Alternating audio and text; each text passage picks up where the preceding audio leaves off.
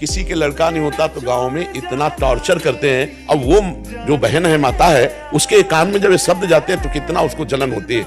ये नीच बुद्धि के जो लोग होते हैं ना, ये टॉर्चर करते हैं। जो मान्यता है ना, उसी के लिए प्रश्न कर रहा हूं। नहीं नहीं, ऐसी ऐसी बिल्कुल नहीं धारणा करनी चाहिए।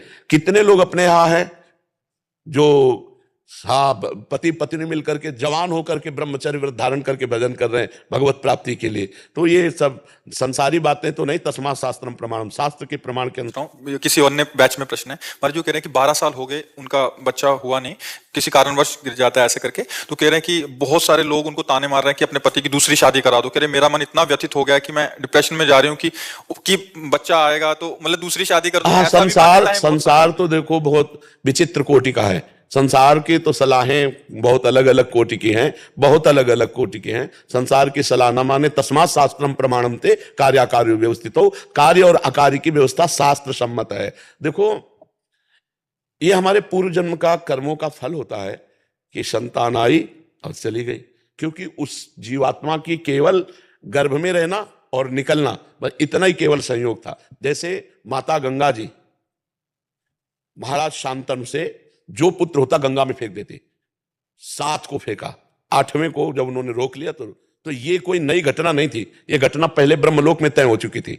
जब अष्टवसु को वशिष्ठ जी ने साथ, वो बड़ी कथाएं हैं, उन कथाओं का, वशिष्ठ जी के पास एक नंदिनी नाम की गाय है जो सर्व सुख प्रदान करती है। मतलब जो आप चाहो, जैसे कल्पतरु तैसे वो कामधेनु, जो चाहो आप वो दे दे, और उसका दूध पीने वाला अमर हो जाता है।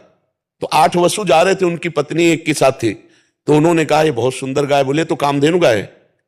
कामधेनु की महिमा बताई तो प्रलोभित हो गई, और उसने कहा मृत्यु लोक में मेरी एक सखी है, इस गाय का अपहरण कर लो, इसका दूध पिलाएंगे तो अमर हो जाएगी। वो गाय अपहरण कर ली। थोड़ी देर में वशिष्ठ जी आए, वशिष्ठ जी देखा गाय नहीं, ध्यान के द्वारा देखा तो अष्टवसु लिए जा रहे, वहीं प्रकट हो गए और कहा तुम नीच कर्म किए, देवताओं से भी श्रेष्ठ वसु होकर के एक ब्रह्म ऋषि की गाय चुराई, जाओ तुम मृत्यु लोक को प्राप्त हो। तो 7 चरणों में गिर गए।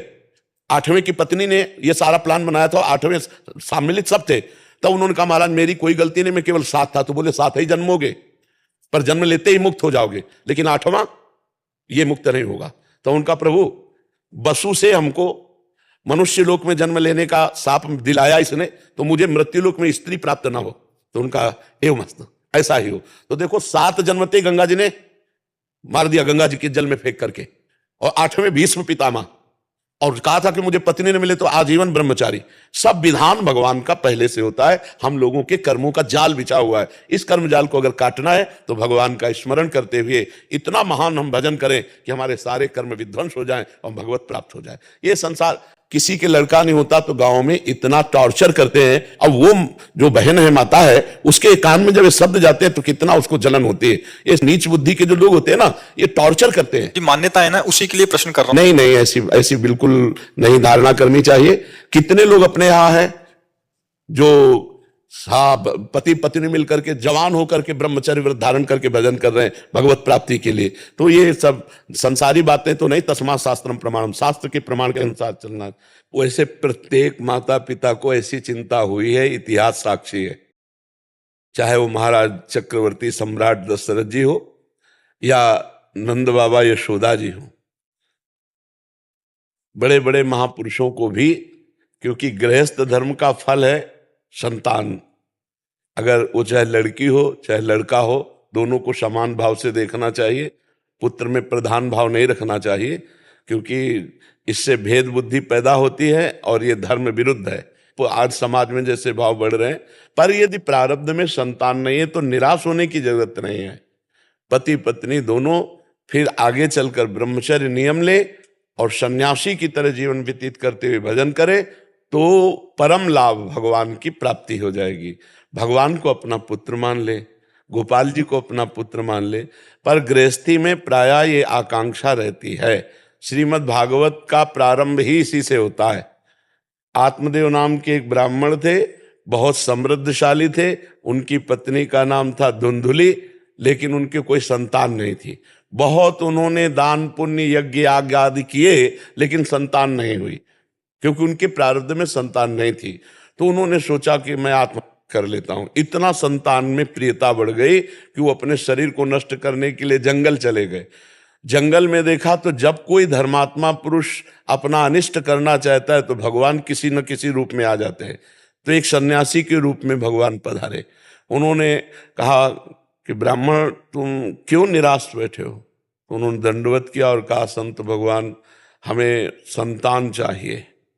बहुत समझाया कि संतान से सुख नहीं है, संतान एक स्वाभाविक अगर प्रारब्धवशात होती है तो अच्छा, लेकिन मैं तुम्हारे भाग्य में देख रहा हूं 7 जन्म तक संतान का योग नहीं है, इसलिए तुम हठ मत करो। उनका संतान या तो या नहीं तो मृत्यु हम ठान कर आए।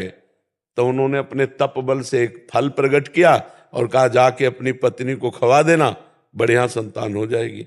तो देखो भाग्य में नहीं था ना, तो उनकी पत्नी को जो दिया उन्होंने जाके अपनी तो उस पत्नी ने सोचा कि यार पेट बढ़ जाएगा, कौन ने 9 महीना भोजन भी सही नहीं हो पाएगा और बड़ी समस्या है। तो उनकी बहन आई हुई थी, तो बहन से कहा कि पति ने दिया है कि फल खा लो तो संतान हो जाए। तो उनका गर्भ हमारे है, अभी इसी महीने में गर्भ हुआ है, तो तुम ये फल गाय को खवा दो और जो संतान होगी वो मैं तुम्हें दूंगी, तुम गर्भ का नाटक करो और तुम हमारे पति को कुछ धन दे देना, तो हम ये कह देंगे हमारी संतान मर गई और ऐसा हो गया।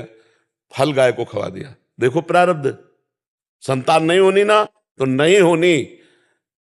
अब 9 महीने के बाद वो गर्भ का नाटक करती रही 9 महीने तक, और जब उसके संतान हुई तो रातों रात मंगा लिया और बस आत्मदेव के संतान हुई, बड़ा आनंद मंगल। इधर अभी आनंद मंगल मनाया जा रहा है कि गाय के संतान हुई, कान भर केवल बछड़े के, गऊ के जैसे, और पूरा शरीर मनुष्य का, क्योंकि तब से वो महान ज्ञानी गोकर्ण जी महाराज, और उसका नाम रखा धुंधुली ने अपने नाम से मिलता जुलता धुंधकारी। अब वो जैसी जैसी अवस्था बढ़ी वैसे वैसे वो नीच आचरण करने वाला, छोटे बच्चे खेल रहे हैं उठा के कुएं में डाल देना, फिर चोरी करना, व्यभिचार करना, और इतनी पिटाई की माता पिता दोनों की। तो माता तो पिटने के भय से ऊब करके कुएं में गिर के मर गई। गोकर्ण के हाथ जोड़ा उनके पिताजी ने, कहा बेटा मेरी तो दुर्गति हुई जा रही पुत्र मोह में, इससे तो ये ना होता तो अच्छा था, तो बेटा अब क्या करें? तब उन्होंने कहा कि अब इस समय संसार के राग का त्याग करके एकांत में जाकर भगवान का चिंतन करो। धर्मम भजस्व सततम त्यज लोक धर्मान, सेवन सदा साधु पुरुषन, जय काम तृष्णाम, अन्यस्य दोष गुण चिंतन मास मुक्त्वा सेवा